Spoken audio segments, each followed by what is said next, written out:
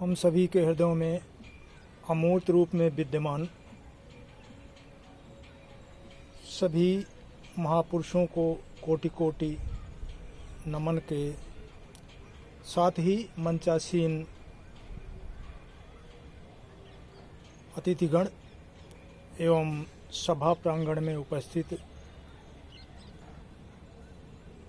ग्रामवासियों को मेरा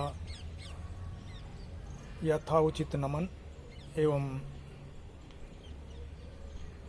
बच्चों को ढेर सारा स्नेह। जैसा कि संचालक महोदय द्वारा मेरा परिचय दिया गया है, मैं वर्तमान में टीटी पद पर कार्यरत हूँ।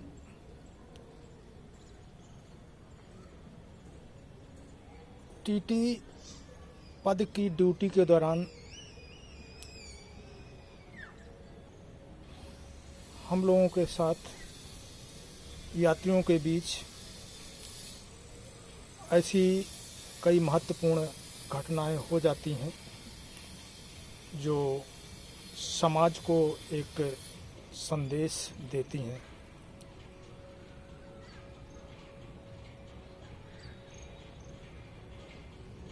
समय समय पर मेरे समक्ष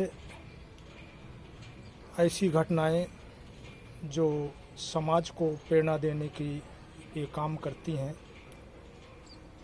मैं आपके बीच में अवसर मिलने पर शेयर करता रहूँगा।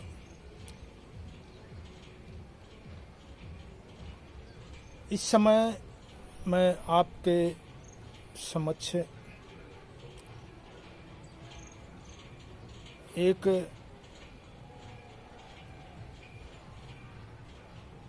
घटना को शेयर करना चाहता हूँ।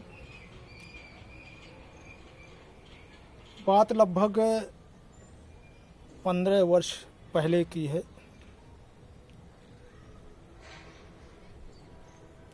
हम लोगों का रिफ्रेशर कोर्स नई दिल्ली में चलाया जा रहा था, जिसमें station master, booking clerk, TT लोग 7 दिन के रिफ्रेशर कोर्स के लिए पधारे हुए थे। क्योंकि TT, station master, booking clerk इत्यादि का काम पब्लिक डीलिंग का है, तो हम लोगों को यात्रियों के साथ किस प्रकार का व्यवहार करना चाहिए, सरकार समय समय पर रिफ्रेशर कोर्स के माध्यम से हम लोगों को ट्रेनिंग प्रदान करती रहती है।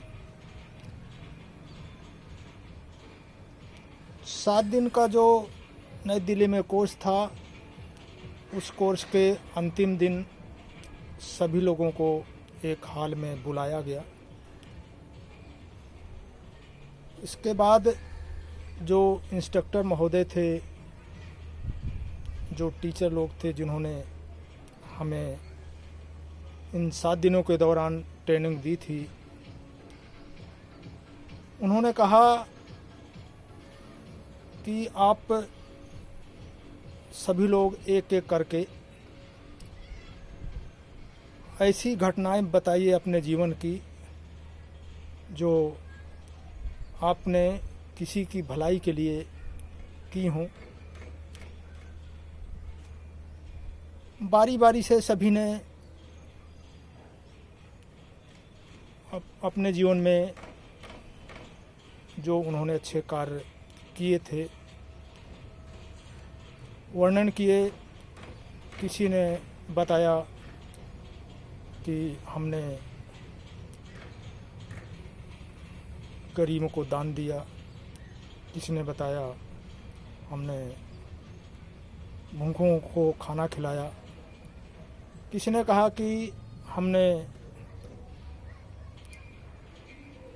ज़रूरतमंद को कपड़े दिए। इस तरह जिसने भी अपने जीवन काल में जो अच्छे कार्य किए थे, सभी ने इंस्पेक्टर महोदय के सामने वर्णित किए। अब बारी मेरी थी। उन्होंने कहा, आपने जो अभी तक के अपनी लाइफ में जो सबसे अच्छा कार्य किया हो उसे बताइए। मैंने कहा,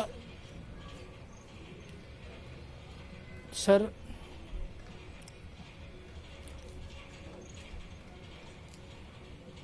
बात सन 1980 की है।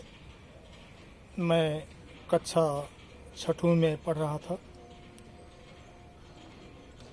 क्योंकि जो विद्यालय में हम लोग पढ़ रहे थे वो विद्यालय वित्त विहीन था। छात्र छात्राओं की फीस के माध्यम से ही अध्यापकों का वेतन भुगतान होता था। इसलिए जब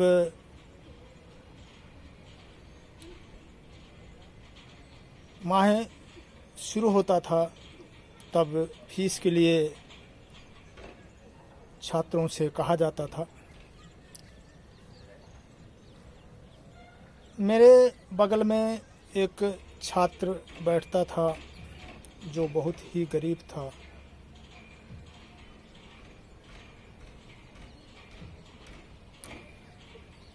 उसको पास फीस देने की सामर्थ्य नहीं थी।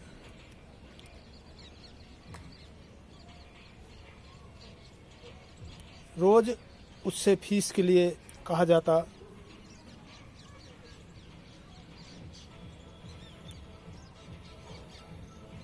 अब वह छात्र कहता था, मेरे पिताजी बहुत गरीब हैं, मैं फीस भर नहीं सकता। तो मुझे लगा कि मैं अपने पिताजी से फीस मांग करके अपने मित्र की फीस भर दूं। मैंने पिताजी से फीस मांगा। चूँकि उस समय मेरी फीस भी जमा नहीं हुई थी। उन्होंने शहर से फीस दिया और उस फीस को मैंने अपने मित्र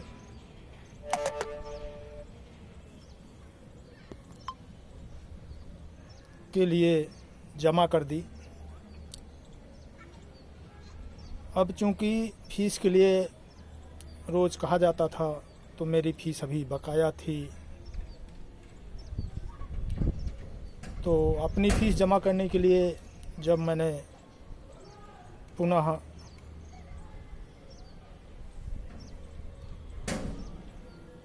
अपने पिताजी से फ़ीस मांगा तो उन्होंने कहा कि तुम्हें तो फ़ीस दी जा चुकी है। मैंने उनको वास्तविकता बताई। बड़े खुश हुए, बोले तुमने एक बहुत अच्छा कार्य किया है। उन्होंने मेरी फ़ीस भी दी और मैंने अपनी फ़ीस विद्यालय में जा कर के जमा कर दी। यह घटना मेरे सुनाने का उद्देश्य यह था कि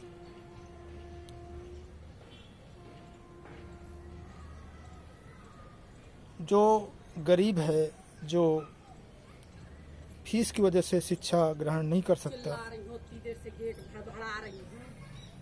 उसकी फीस हम लोग जमा करके उस की शिक्षा को अधूरा नहीं होने देते। मेरी इस घटना को सुनने के बाद इंस्ट्रक्टर महोदय ने निर्णय सुनाया कि आप लोगों ने अपने जीवन में जो अच्छे कार्य किए सब ने सुनाया, लेकिन जो सबसे अच्छा कार्य था फीस जमा करने वाला, एक गरीब बच्चे की फीस जमा करने वाला,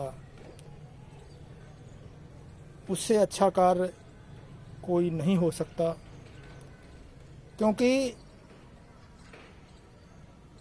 एक बार किसी गरीब को खाना खिला करके, किसी गरीब को दान दे करके आप उस समय की आवश्यकता की पूर्ति तो कर सकते हैं, लेकिन शिक्षा में सहयोग करके, उसकी शिक्षा को आगे बढ़ाने में सहयोग करके जो कार्य किया जाता है, उससे वह शिक्षित होकर के अपना रोजगार खुद पा सकता है और अपनी गरीबी को दूर कर सकता है। लक्ष्य के माध्यम से माननीय अमरपाल सर की प्रेरणा से, उनके नेतृत्व में हम लोग यही कार्य कर रहे हैं। जय हिंद, जय भारत।